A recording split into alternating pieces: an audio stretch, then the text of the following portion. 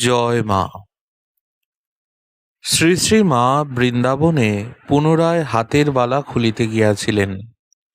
বৃন্দাবনে মার তৎকালীন সঙ্গিনী নিকুঞ্জ দেবী বলেন, বৃন্দাবনে মাকে ঠাকুর দেখা দিয়া বলিলেন, তুমি হাতের বালা খুলো না।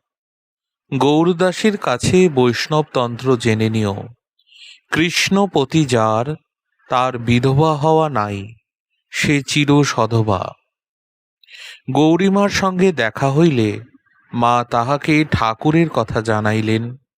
তিনিও বৈষ্ণব শাস্ত্র হইতে শ্লোকের পর শ্লোক মুখস্থ বলিয়া যাইতে লাগিলেন। গৌরীমা এই সময় বৃন্দাবনের কোন স্থানে তপস্যা করিতেছিলেন। ঠাকুরের আদেশে মাকে বৈষ্ণব শাস্ত্র শুনাইতে আসেন। বৃন্দাবন হইতে দেশে ফিরিবার পর তৃতীয়বার অনুরূপ ঘটনা ঘটে। এই সম্বন্ধে শ্রী শ্রী মা বলিয়াছেন, কামারপুকুরে যখন ছিলাম, বৃন্দাবন থেকে আসার পর তখন সব লোকের ভয়ে ও বলছে, ও তা বলছে, হাতের বালা খুলে ফেললুম। আর ভাবতুম গঙ্গাহীন স্থানে কি করে থাকব। গঙ্গা স্নানে যাব মনে করলুম। আমার বরাবর একটা গঙ্গা বাই ছিল।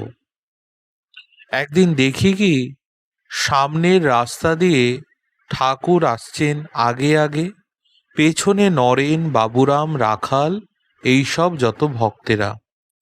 কত লোক। দেখি কি, ঠাকুরের পা থেকে জলের ফোয়ারা ঢেউ খেলে আগে আগে আসছে এই জলের স্রোত।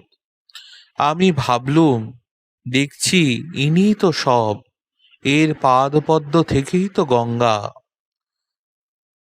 আমি তাড়াতাড়ি রঘুবীরের ঘরের পাশের জবা গাছ থেকে মুটো মুটো ফুল ছিঁড়ে গঙ্গায় দিতে লাগলুম। এই দর্শনের ফলে মার অন্তর হইতে সমাজের ভয় বিদূরিত হয়। তিনি বরাবর দুই হাতে দুই গাছি বালা রাখিতেন ও সরু লাল পেরে কাপড় পরিতেন। সোনার তারে গাথা অতি সূক্ষ্ম রুদ্রাক্ষের একগাছি মালা তাহার গলায় থাকিত। নমস্কার। জয় মা, জয় মা, জয় মা।